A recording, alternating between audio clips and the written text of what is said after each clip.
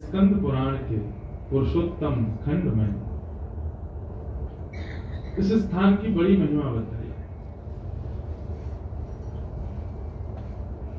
जैमिनी ऋषि पूछते हैं कि महाराज इस पुरुषोत्तम क्षेत्र की महिमा क्या है। वेदव्यास जी कहते हैं हम सूक्ष्म में आपको सुना देते हैं। जैमिनी ऋषि कहते हैं महाराज जी विस्तार से सुनाइए, सूक्ष्म मत सुनाइए। वेदव्यास जी कहते हैं कि विस्तार से सुनने के लिए ना तुम इतने निपुण हो और ना हमारे पास इतना समय है कि हम पुरुषोत्तम क्षेत्र के महिमा बता सके। मतलब इतना विस्तृत है ये स्थान की महिमा कि वेदव्यास जी कह रहे हैं कि सूक्ष्म में ही सुन लो, उससे ही कल्याण हो जाएगा। क्योंकि विस्तार में तो शेष नाग भी अपने हजारों मुख से नहीं कह पाएंगे इस क्षेत्र की महिमा। पृथ्वी के कुछ ऐसे तीर्थ, कुछ ऐसे स्थान हैं जहां पर मंदिर में जाके दर्शन करना विशेषता नहीं रखता, उस क्षेत्र में ही पहुंच जाना बहुत विशेष माना जाता है। और उन्हीं क्षेत्रों में एक है श्री जगन्नाथ। पुरुषोत्तम क्षेत्र में आ जाना मात्र ये पूरा क्षेत्र साक्षात जगन्नाथ जी है, इसलिए इसको पुरुषोत्तम क्षेत्र कहा गया। साक्षात जगन्नाथ जी ही यहां पर क्षेत्र के रूप में विराजमान है। बड़ी बड़ी महिमाएं श्री जगन्नाथपुरी की बताई जाती हैं और जगन्नाथ जी की शोभा बढ़ा रही कई सारी यहाँ की उपमाएं हैं। साक्षी गोपाल है, खीरचोरा गोपीनाथ है, कोणार्क है। परंतु जगन्नाथ जी को एक तरफ से जो संरक्षित सुरक्षित कर रहे हैं ऐसे महोदधि यानी कि समुद्र नारायण, इनकी भी बड़ी महिमा है। हम आज तक शास्त्रों में पढ़ते सुनते आए कि अन्य क्षेत्रे कृतं पापम तीर्थ क्षेत्रे विनश्यति, तीर्थ क्षेत्रे कृतं पापम वज्रलेपो भविष्यति। अन्य क्षेत्रों में किया गया पाप, अन्य क्षेत्र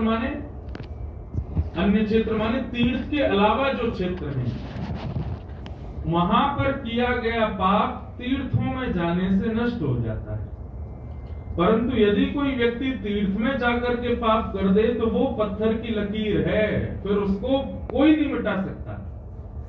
परंतु इसका प्रावधान पूछा गया, बोले भगवान इतनी निष्ठुरता क्यों कर रहे हो? किसी व्यक्ति ने तीर्थ में जाकर के कोई पाप कर दिया, उसके लिए भी कोई उपाय तो रखो। तब उसके लिए कहा कि भैया जो तीर्थ क्षेत्र में पाप करेगा वो समुद्र किनारे जाकर के कोई पूजन भजन करे, कथा सुने, तो समुद्र के तट पर जाने मात्र से उसका पाप नष्ट हो जाएगा। तीर्थ क्षेत्रों का मतलब हमने 4 धाम किए, 12 ज्योतिर्लिंग किए, किसी भी क्षेत्र में गए, वहां हमसे कोई पाप बन गया तो उस पाप की निवृत्ति केवल महोदधि समुद्र के दर्शन करने मात्र से नष्ट हो जाते हैं वो पाप। परंतु भैया कई हमारे बड़े बड़े भोगी लोग समुद्र के किनारे भी पाप करते हैं। ये तो जगन्नाथपुरी है, लेकिन भारत के कई ऐसे स्थान हैं वहां तो लोग जाते ही समुद्र के किनारे ऐशो आराम करने हैं। आप कहोगे महाराज जी आप कह रहे थे तीर्थ क्षेत्रों का पाप भी समुद्र के किनारे बैठने से नष्ट हो जाता है। और कोई व्यक्ति समुद्र के किनारे ही पी रहा हो, उसका पाप कहां नष्ट होगा? फिर अन्य क्षेत्रों का तीर्थ में नष्ट होता है, तीर्थों का समुद्र के किनारे नष्ट होता है। तो समुद्र में किया गया पाप, समुद्र के किनारे किया गया पाप वो कहां नष्ट होगा? तो बोले फिर तो किनारे से भीतर प्रवेश कर जाओ, समुद्र की गोद में चले जाओ। जैसे ही एक डुबकी समुद्र में लगाओगे तो समुद्र के किनारे किया गया पाप भी नष्ट हो जाएगा। लेकिन भले आदमी, कई लोग समुद्र के भीतर भी पाप कर रहे हैं, तो क्या होगा? बोले रसातल में चले जाओ, फिर तो कहीं नहीं बच रहे, फिर तो नरक ही जाना पड़ेगा। अब तो सब बचते ही रहोगे क्या? अन्य क्षेत्रों का तीर्थों में नष्ट होता है, तीर्थों का समुद्र के किनारे नष्ट होता है, पर समुद्र में स्नान करने से तो बहुत जन्मों के पाप नष्ट हो जाते हैं। आप विचार करो, अभी हम ऋषिकेश से आ रहे हैं, गंगा जी में स्नान करते थे रोज, पर अगर हम महोदधि में स्नान करेंगे, समुद्र में स्नान करेंगे, तो गंगा जैसी हजारों सरिताओं का स्नान हमको एक साथ हो जाएगा। असंख्य नदियां पूरे विश्व भर की जितनी भी हैं सब समुद्र में मिलती हैं, तो समुद्र का स्नान मतलब गंगा, यमुना, कावेरी, सरजू सबका स्नान एक साथ हो जाएगा। इसलिए एक जन्म नहीं, बहु जन्मों के भी पाप यदि कोई होंगे तो समुद्र में स्नान से नष्ट हो जाते हैं। लेकिन भैया ज्यादा भीतर मत जाना,